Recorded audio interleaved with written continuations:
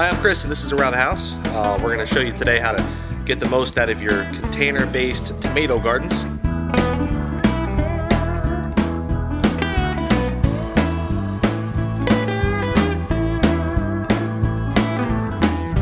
I picked this up here at one of my local home improvement stores, Lowe's.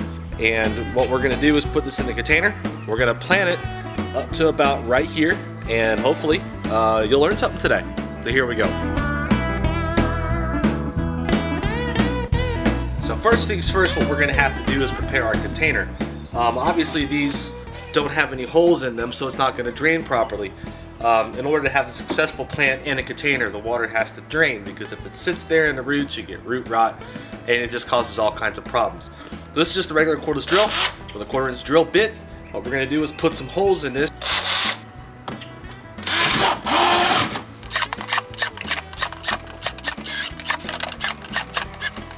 Our container is now holy. Alright, now it's time to get dirty. Now we're actually going to put the dirt in the container. This is Miracle-Gro garden soil. It's got fertilizer in it. I've had lots of good results with this, so I'm going to go ahead and keep on doing it. What we're going to do is cover the bottom of it. We're going to put about that much in, just so this has something to sit on. So here we go.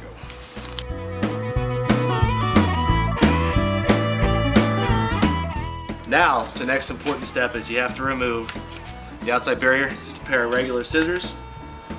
And being very careful to not cut the roots that are in there. You just want to cut that plastic just enough to get the plant out without harming it. Expose the plant roots, and out she comes. Now, one really important factor is you see that the roots have formed themselves around the container.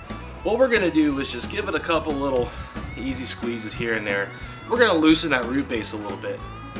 This just helps that when you actually put it in the dirt and cover it up, that the roots themselves will outgrow their bound here. Now what we're going to do is take the rest of this bag and cover it up and bury the plant, like I said, up about 2/3 of the way up. You want to make sure that the plant is level within the dirt, so that when you water it, the water goes along the roots at an even level and without a slant, so it doesn't drain off. And it looks like I haven't covered enough of it yet, so we're going to go ahead and add more to it. You want to give it a good pressing. Make sure you get those air pockets out of there. And there you go. Now at this point we're pretty much all done. You can see I've added what's called a tomato cage.